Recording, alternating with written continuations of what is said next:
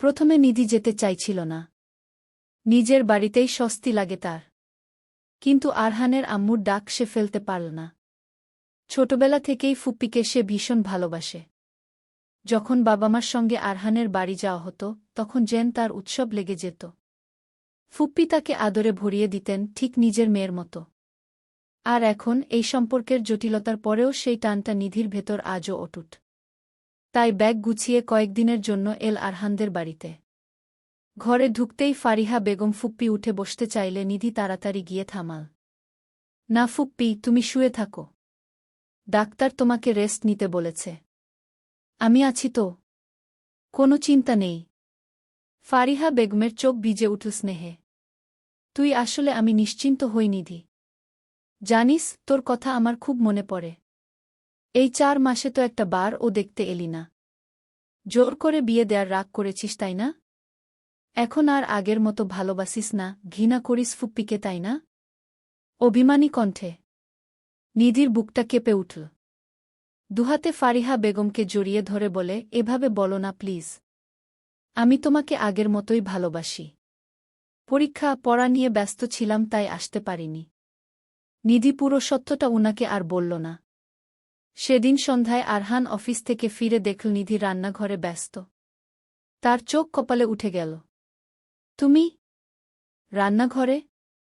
নিধি স্বাভাবিক ভঙ্গিতে বলল, ফুপ্পির জন্য স্যুপ বানাচ্ছি। ডাক্তার নাকি বলেছেন হালকা খাবার খেতে। আরহান কিছুক্ষণ চুপ করে তাকিয়ে রইল। মনে মনে ভাবল, অদ্ভুত মেয়ে। যেখানে আমার নিজেরই অস্বস্তি হচ্ছে সেখানে সে কতটা স্বাভাবিক। মুখে শুধু বলল, ধন্যবাদ। নিধি না তাকিয়েই বলল, ফুপ্পির জন্য করছি, আপনার জন্য না। কথাটা শুনে আরহান হালকা হাসল। রাতের খাবারের পর নিধি ফারিহা বেগমের পাশে বসে গল্প করছিল। আম্মু হাত ধরে বললেন, নিধিমা, আমি জানি তুই এখানে আসতে চাইছিলি না। কিন্তু বিশ্বাস কর, তুই আসায় আমি অনেক খুশি হয়েছি। তুই না এলে আমি একদম একা হয়ে যাই। নিধি শান্ত কণ্ঠে উত্তর দিল, ফুপ্পি, তোমার জন্য যতটুকু করা সম্ভব আমি করব। তবে একটা কথা বলি, আমার কাছে এই সম্পর্ক এখনও পরিষ্কার না। কিন্তু তোমাকে আমি আমার নিজের মায়ের মতোই সম্মান করি, ভালোবাসি। উনার চোখে জল ভরে উঠল। তিনি নিধির মাথায় হাত বুলিয়ে দিয়ে বললেন, অনেক রাত হয়েছে মা, যা গিয়ে ঘুমিয়ে পড়।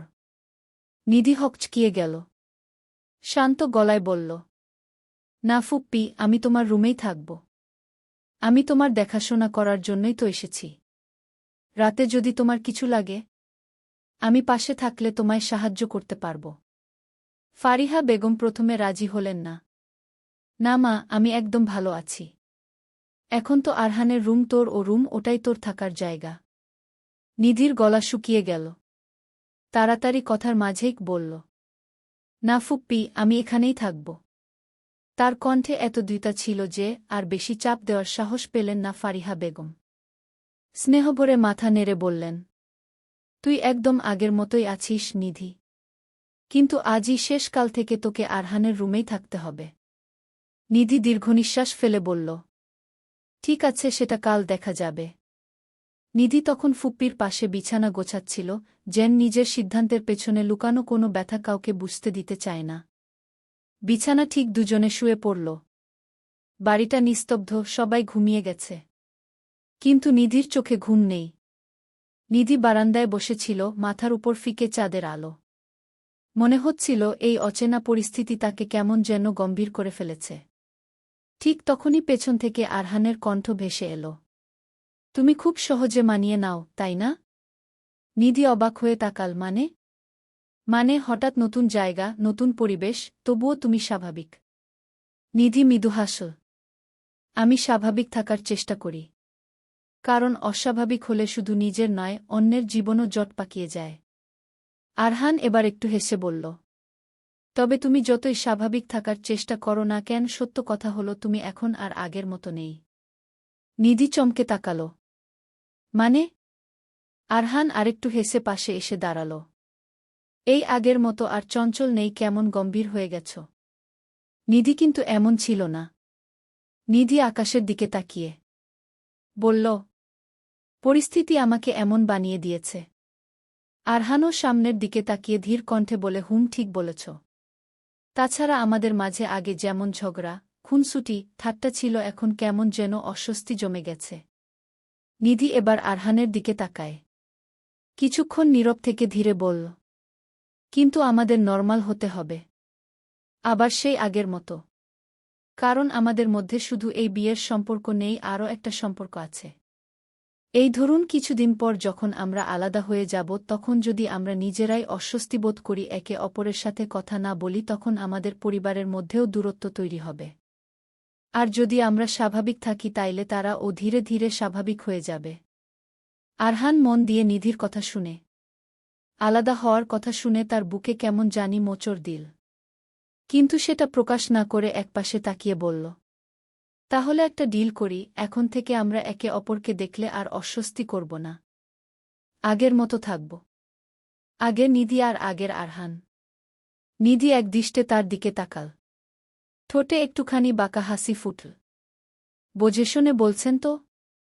আগের নিধি কিন্তু উল্টো পাল্টা কাজ করতে উস্তাদ।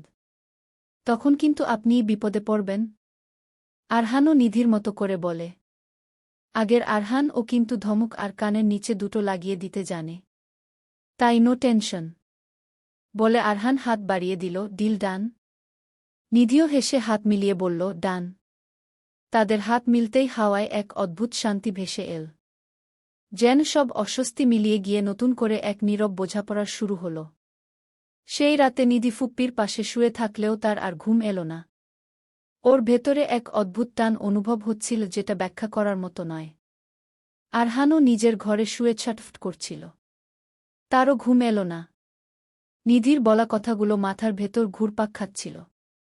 মাঝরাতের হঠাৎ ফারিহা বেগম কাশতে শুরু করলে নিধি উঠে দৌড়ে গিয়ে পানি ধরিয়ে দেয়, পিঠে হাত বুলিয়ে দেয়। আরহান ও জেগেছিল বিধায় কাশির শব্দ পেয়ে মাকে দেখতে আসে।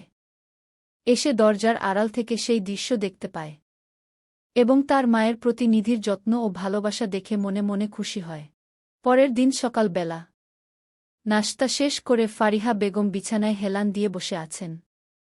আরহান পাশে এসে জিজ্ঞেস করল, আম্মু তোমার কিছু লাগবে? আসার সময় কিছু কিনে আনব? ফারিহা বেগম মিষ্টি হেসে মাথা নেড়ে বললেন, আমার কিছু লাগবে না মা। তবে নিধির কিছু লাগতে পারে। ওকে জিজ্ঞেস করো। নিধি তখন জানালার পাশে দাঁড়িয়ে হালকা হাওয়া খাচ্ছিল। হঠাৎ নিজের নাম শুনে ঘুরে তাকাল। আরহান গম্ভীর ভঙ্গিতে বলল, তোমার কিছু লাগবে? কিছু আনব? নিধি একটু ভেবে মুখ গম্ভীর করল, তারপর হঠাৎ ঠোঁটে দুষ্টু হাসি ফুটিয়ে বলল, আসলে অনেক দিন হল ফুচকা খাওয়া হয় না। কেউ যদি এনে খাওয়াতো একদম মন্দ হতো না। কথাটা শোনামাত্র আরহান ভ্রু কুঁচকাল।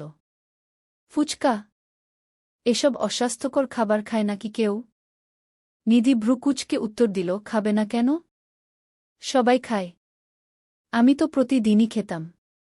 আরহান মুখ বাঁকিয়ে বলল, হুম, এসব অস্বাস্থ্যকর খাবার খেয়ে খেয়েই শরীরের এই অবস্থা।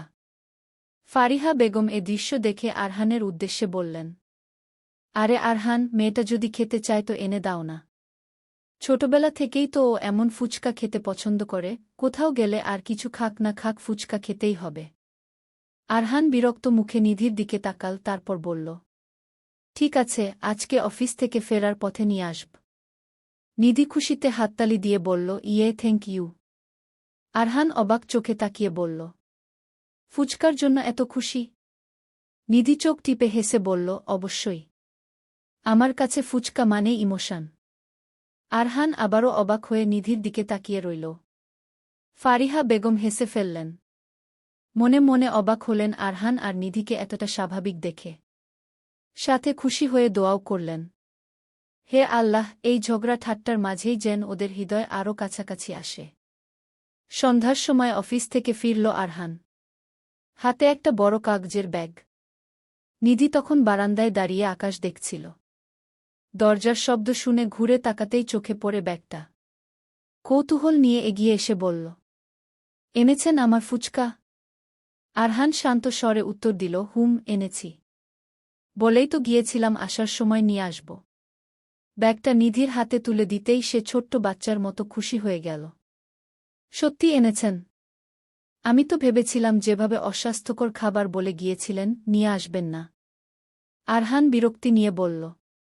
এখনও বলছি এগুলো অস্বাস্থ্যকর খাবার, এসব খাওয়া ঠিক না। কিন্তু তুমি তো খাবে, এসব তোমার ইমোশন। খাও খাও, খেয়ে অসুস্থ হলে তখন দেখবে মজা। নিধি মুখ বাঁকিয়ে ব্যাগটা নিয়ে দ্রুত টেবিলে রাখল। তারপর ঢাকনা খুলতেই ফুচকার গন্ধ চারদিকে ছড়িয়ে পড়ল। একেবারে লোভনীয়। নিধি প্রথম ফুচকা মুখে দিয়েই চোখ বন্ধ করে সুখের নিঃশ্বাস ফেল। আহা, কি মজা! আরহান চুপচাপ পাশে দাঁড়িয়ে তাকিয়ে রইল। তার মনে হচ্ছিল এতদিনে প্রথমবার নিধিকে এভাবে খুশি দেখছে। কিন্তু হঠাৎ করেই নিধি দুষ্টুমি ভরা চোখে তার দিকে তাকিয়ে ভ্রু উঁচু করে বলল, আচ্ছা, আপনি যে এত কিপটে তা আমি আগে জানতাম না। আরহান ভ্রু কুঁচকাল। কি কিপটে? আমি আবার কি কিপটেমি করলাম? নিধি নাটকীয় ভঙ্গিতে মাথা দোলাল। হ্যাঁ, কিপটেমিই তো করেছেন। শুধু ফুচকা নিয়ে এসেছেন, সাথে আইসক্রিম, চকোলেট কিছুই আনেননি। এটা কিপটেমি ছাড়া কি বলেন? আরহান হতবাক হয়ে গেল। মানে? আমাকে বলেছিলে তোমার আইসক্রিম, চকোলেট লাগবে? বলতে হয় নাকি? মেয়েরা ফুচকা, আইসক্রিম, চকোলেট এগুলো ভালোবাসে। একটার কথা বললে বাকিগুলোও নিয়ে আসতে হয়। এটা সবাই জানে, আপনি জানেন না? আরহান এবার বিরক্ত হয়ে কপালে হাত রাখল। না, জানি না। তোমার ফুচকার সাথে চকোলেট, আইসক্রিম ও চাই এটা বলতে পারতে। আমি তো মন পড়তে জানি না।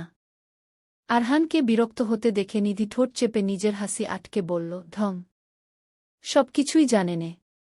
জেনে শুনেই কিপটেমি করে শুধু ফুচকাতেই শেষ করেছেন। আরহান ঠোঁট বাঁকিয়ে বলল, আচ্ছা ঠিক আছে, কাল আসার সময় আইসক্রিম, ফুচকা, চকোলেট যা যা লাগে সব নিয়ে আসব। খুশি? এবারও বলবে আমি কিপটে?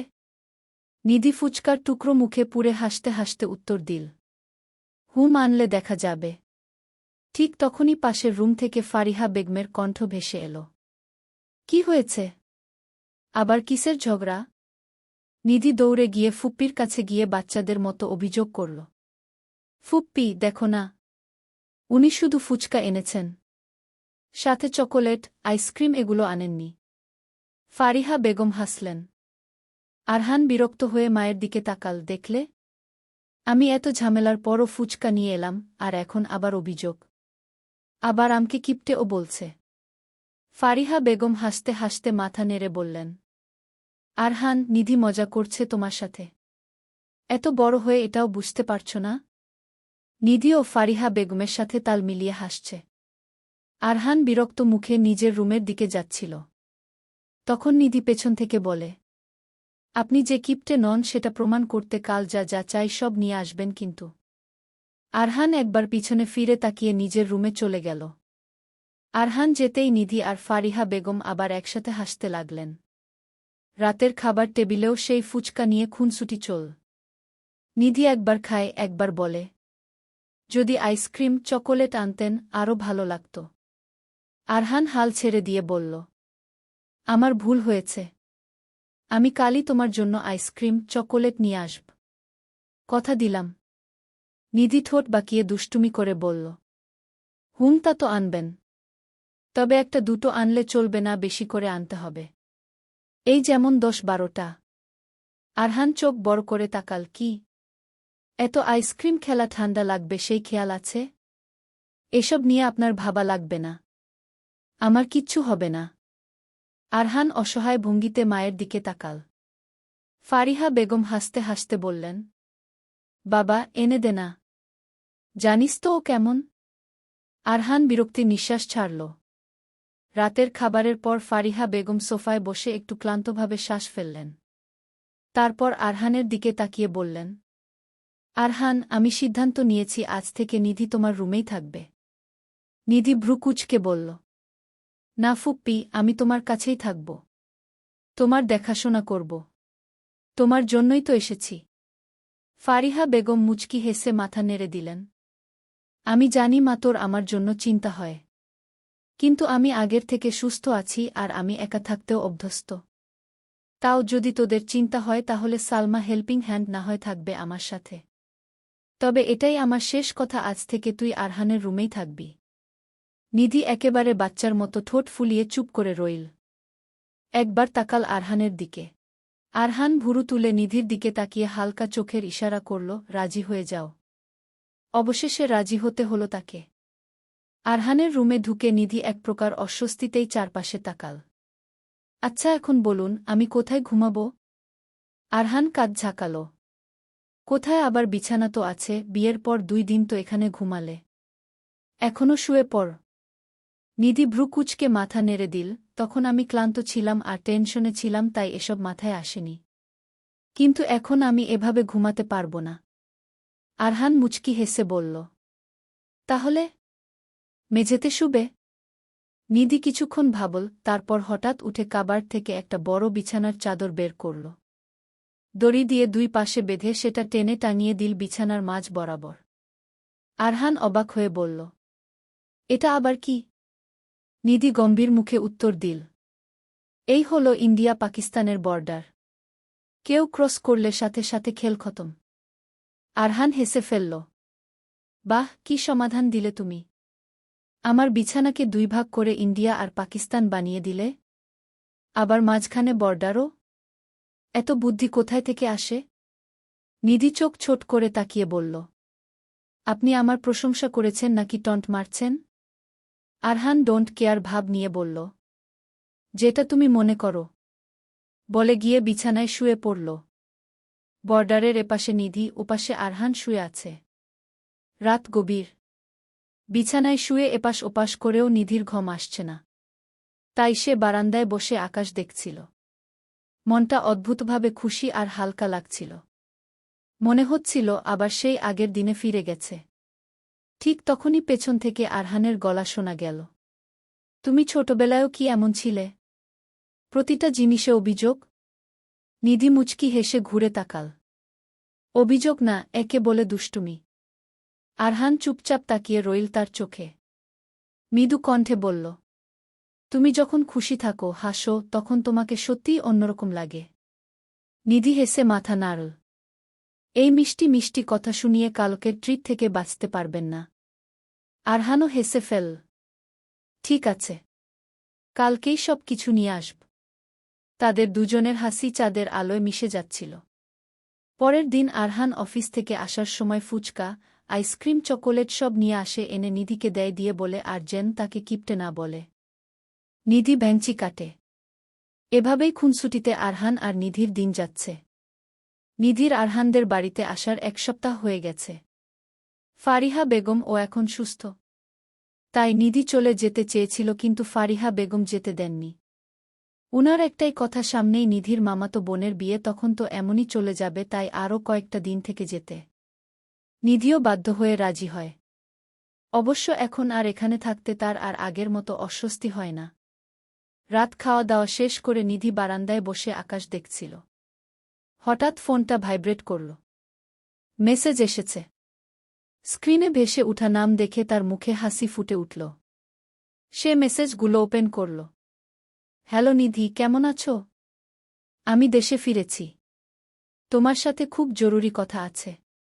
কাল একবার দেখা করবে প্লিজ? মেসেজগুলো পড়ে নিধি একটু থমকাল। কয়েক সেকেন্ড ভেবে কল করল ওই নাম্বারে। সাথে সাথেই কল রিসিভ হলো। হ্যালো, আসসালামু আলাইকুম। ওয়া আলাইকুম আসসালাম। কেমন আছো নিধি? আলহামদুলিল্লাহ ভালো। আপনি কেমন আছেন? আমিও আলহামদুলিল্লাহ ভালো। কাল একটু দেখা করতে পারবে? খুব জরুরি কথা ছিল। আপনি সত্যিই দেশে ফিরেছেন? নিধি বিস্মিত হয়ে বলল, হ্যাঁ, তবে এখনই কাউকে জানিও না প্লিজ। কিন্তু কেন? নিধি অবাক হয়ে জিজ্ঞেস করল।